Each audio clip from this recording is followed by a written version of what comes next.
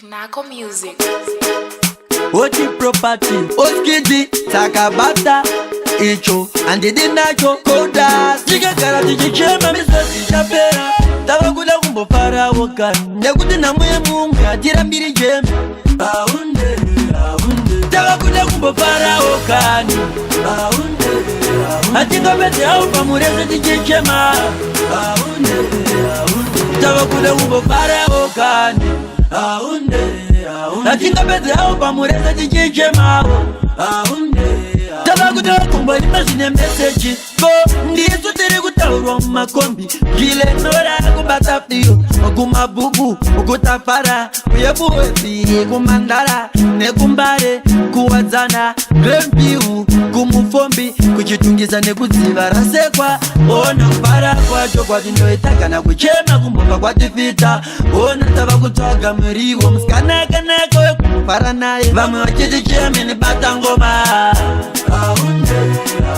Wataba kure zunyo zakaoma. Aunde. Tawakuda kumbo para okani. Aunde. Atinga pete hau pamureze tichichema.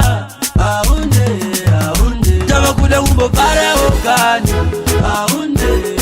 Atinga pete hau pamureze tichichema. Aunde. Nasitine vanu vekubara nabo. Kana kumba ndiende chimbo chamba izosa ndaimba tuoni. Kana kumba ndiende Vembo ziti ya vacherere chimbo zoiwe icho chiye vichuni. Uzimara unzatinga shaya pulani. Kana chapeza doba ya pasayani. Tawa kuda kumbo para okani. Aunde. Atinga pete hau pamureze tichichema. Aunde. Tawa kuda kumbo para okani. Aunde. Atinga pete hau pamureze tichichema. Aunde. Tawakuda kumbo para okani. Aunde. Atinga pete hau pamureze tichichema. Aunde. Tawakuda kumbo para okani. Aunde. Atinga pete hau pamureze tichichema. Aunde.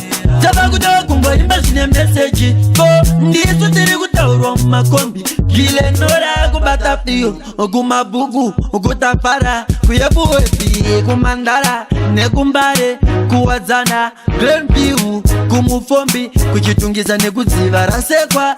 Ona kupara kwa chokwa tindo itaka na kuchema kumboka kwa tifita. Ona tava kutaga mriwo. Mskana kanako we kumpara nae. Tava kuda kumbo para okani. Aunde. Atinga pete hau pamureze tichichema. Aunde. Tava kuda kumbo para okani. Aunde. Atinga pete hau pamureze tichichema. Aunde. Tava kuda kumbo para okani. Aunde. Atinga pete hau pamureze tichichema. Aunde. Tava kuda kumbo para okani. Aunde. Atinga pete hau pamureze tichichema. Aunde. Jamuka Kodasi Oti property Taka super Yazo cheka Anaya